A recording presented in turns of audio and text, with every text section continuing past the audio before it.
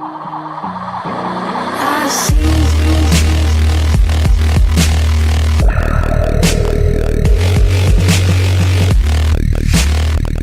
to this week's Tech Tip. Today I'm going to talk about response validation on Google Forms and how to create a password for a quiz that you might give students and how to help them either know right away that they have the right answer or the wrong answer, or possibly even require that they continue to answer until they get the right answer. So just for a title, I have Final Quiz on Ancient Greece. You title it, you create a question, and like I said, we're going to start with a password protected form so that this way, if you upload it into Google Classroom, but you don't want them to start it until they are in your class, you can create a password, and it has to be under short answer, and then you are going to go here to response validation. And so you can do a number password, a text password, a length, meaning, it has to have so many things, or a regular expression. So for my purposes, I'm going to say I want it to be something a little bit difficult to figure out. So I'm going to give them a pattern like 2x, b, y, 8, 9. And then I can just say if they get it wrong, it would be incorrect password, so that if you do have students who are trying to work ahead and want to see how this works, and they just randomly type stuff, they will get the error message of incorrect password.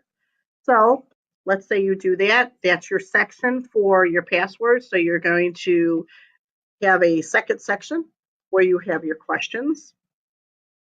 And if you have, let's say, a quiz that has different parts, let's say it's not only ancient Greece, but ancient Rome, and ancient religions or things like that, you can of course break these into sections.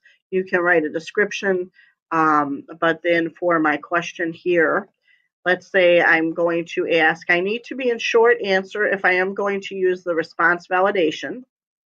Let's say my question is, who was the main Greek god, related to ancient Greece? And then they would have to write some kind of, in this case, they'd have to write a text. And I could have them, contains, doesn't contain, email address, URL. Actually, let's go here. Let's do a regular expression. And it has to match completely Zeus. And then I could say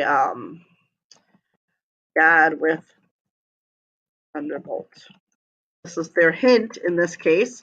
I'm going to require it so that they actually have to do it. And then that's what we would need here. So then if we wanted to preview this, just so you would see how that works, I would have to write in my password. And of course, I'm not sure what I wrote for my password. So let's go back here and look at it. And in my case, I'm just doing this. Obviously, your students wouldn't have this ability, but of course, it's going to be correct. And then if they thought, oh, I don't know, the main Greek god was Hera. Oh, the god with the thunderbolt. Okay. And if I spelled this wrong,